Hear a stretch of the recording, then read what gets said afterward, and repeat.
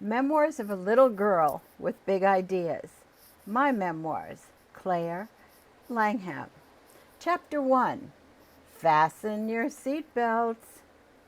Fasten your seatbelts. We're about to land at Kai Tak Airport. The Pan American pilot booms suddenly over the loudspeaker. Had I not been paying attention? Or had he forgotten to make the announcement until the last minute?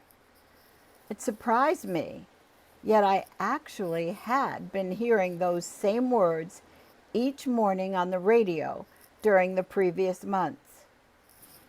A New Yorker from rural Long Island, I was a recent transplant to Honolulu, where I was pursuing a master's degree in Asian Studies at the University of Hawaii under a grant from the East-West Center for Cultural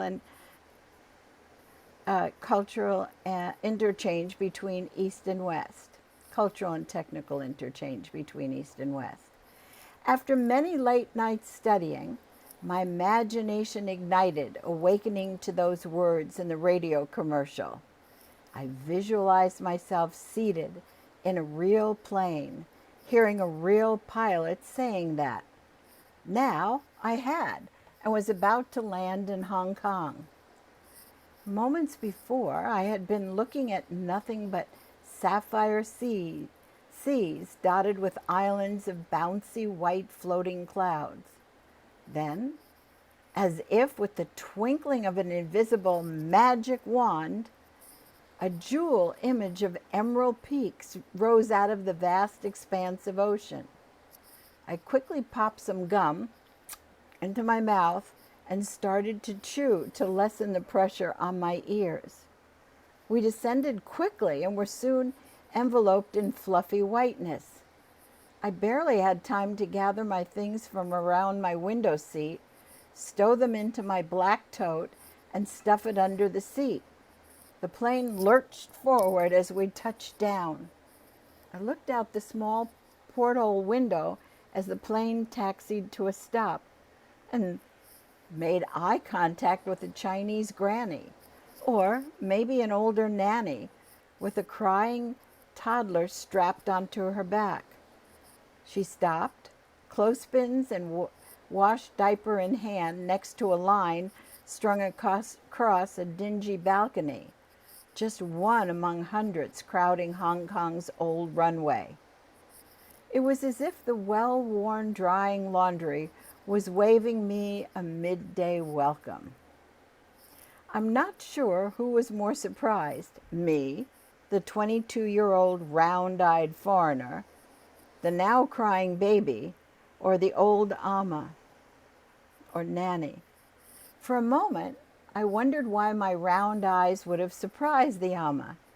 It was 1964, and Hong Kong was the R&R, rest and recreation destination of war-weary U.S. soldiers escaping the struggles in Vietnam. It was less than 6 months since the assassination of Diem, the Catholic priest of Buddhist Vietnam, the Catholic president, of Vietnam, and only months since John F. Kennedy's tragic shooting in Dallas. The previous year, the adorable and sexy Nancy Kwan, who had enchanted Americans in the musical Flower Drum Song, which portrayed the poor and seamy side of Hong Kong. It was set in San Francisco, and it shocked audiences viewing that movie. This was also the beginning of China's tumultuous cultural revolution, which would evolve beyond the initial good intentions of Mao Zedong and Zhou Enlai, and turn the Chinese world upside down, with scholars, artisans, and landed aristocracy being forced off their estates and into peasant servitude in the far reaches of the vast empire. Many of these former elite headed southward to escape, and the population of Hong Kong had swelled from 1 million to 2 million almost overnight. To maintain order, British soldiers and Hong Kong police were actually ordered to shoot to keep more refugees from entering. It was into these turbulent times that I landed in the Pearl of the Orient. I disembarked and proceeded through the formalities of entering this British colony on the other side of the world. "Passport, please," requested the young Chinese official in a clipped British accent. Colonial remnants cluttered the terminal in an eclectic clash of old and new, British and Chinese. Passport stamped, I moved into the receiving area thronged with eager, searching faces. I knew no one here, but I was hopeful that the unanswered letter I had sent a month ago to a Chinese friend of a Chinese classmate had reached its destination, and my next surprise would be a smiling face welcoming me rather than the empty eyes of more strangers. The girl I was looking for was named Helen Kwok. But how will I recognize her? I had asked my Chinese classmate when she offered to write her about meeting me. "Oh, she has black hair, dark eyes, and is your height," my friend had explained, not really enlightening me at all. Growing up on Long Island during the 1950s and 60s, New Yorkers were a stew of distinctive flavors in mixed neighborhoods.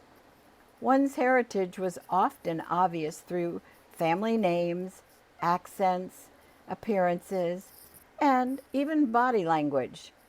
There were so few Asians in New York back then that the phrase, quote, "all Orientals look alike," was a familiar expression. But during my months in Hawaii, I had learned the flip side. All Hautlis, or palefaces, look alike to Asians. So I stood there, a young woman with light brown hair, blue eyes, searching, hoping. Little did I know I was at the threshold of an amazing 2-week adventure, one that would include a romantic evening with a handsome young Dartmouth scholar, the purchase of beautiful Chinese treasures handcrafted by artisan Chinese refugees, and being photographed with the actor Kirk Douglas and having the Chinese press identify me as his wife in the caption under the photo. But for now, I stood tall, a little girl with big ideas, trying to stand out and be noticed in the Hong Kong crowd.